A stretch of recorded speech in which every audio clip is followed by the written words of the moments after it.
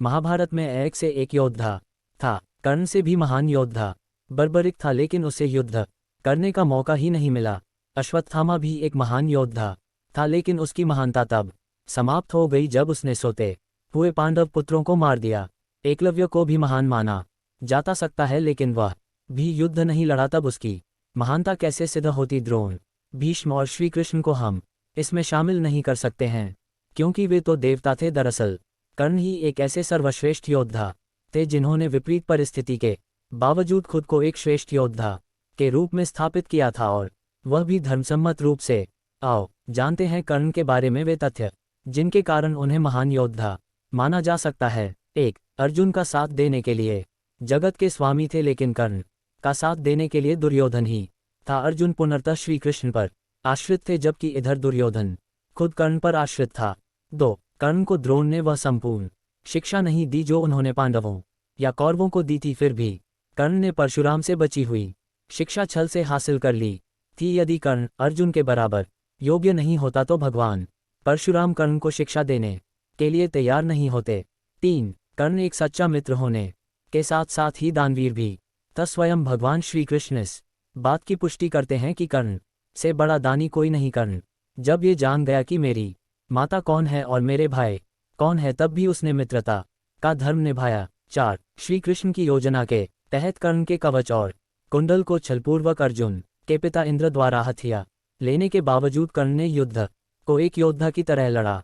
5. कर्ण ने जरासंध को अकेले हराया था, वहीं भीम ने श्री कृष्ण की मदद से जरासंध को छल के द्वारा मारा था। 6. कर्ण के पास भगवान परशुराम द्वारा दिया गया शिव का विजय धनुष था। ये धनुष जिस भी योद्धा के हाथ में होता था, उस योद्धा के चारों तरफ एक ऐसा अभेद्य घेरा बना देता था जिसे भगवान शिव का पाशुपतास्त्र भी भेद नहीं सकता था। कर्ण को महाभारत में तब तक नहीं मारा जा सकता था जब तक कि उसके हाथ में वह धनुष था। 7. कर्ण ने कुंती को वचन दिया था कि वो उनके 4 पुत्रों की जान नहीं लेगा, लेकिन वह सिर्फ अर्जुन से ही युद्ध करेगा। युद्ध के दौरान ऐसे कई मौके आए भी जब कर्ण का सामना भीम, युधिष्ठिर, नकुल और सहदेव के साथ हुआ। वो चाहता तो उन सभी को मार सकता था, किंतु उसने ऐसा नहीं किया, क्योंकि एक योद्धा का वचन ही उसके लिए सर्वश्रेष्ठ होता है। 8. जिस द्रुपद को 105 भाई मिलकर जीत नहीं पाए, उसे कर्ण ने दिग्विजय के दौरान अकेले ही हराया था। प्रागज्योतिष का राजा भगदत्त, जिसे राजसूय यज्ञ के दौरान अर्जुन नहीं हरा पाए थे, उसे भी कर्ण ने हराया था। 9. अश्वसेन बाण का संधान दोबारा न करना, ये भी श्रेष्ठता का प्रमाण है। अश्वसेन एक नाग था जो कर्ण के धनुष पर चढ़ गया था, और उसने कहा था कि तुम मेरा संधान करो तो मैं वहां पहुंचकर अर्जुन को दंसकर अपना बदला पूरा करूंगा, क्योंकि अर्जुन ने खांडव वन दाह के समय मेरी माता को मारा था, लेकिन कर्ण ने अश्वसेन को इनकार कर दिया था।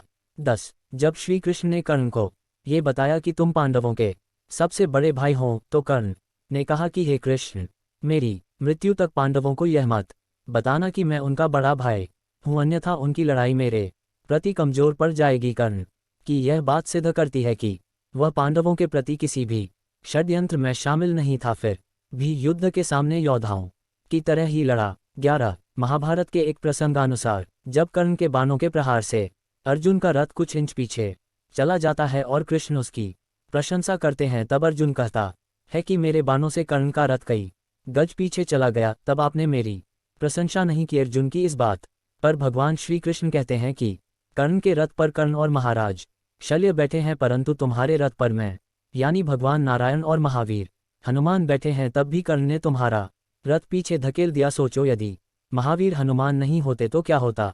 कहानी बाय अमित मिश्रा।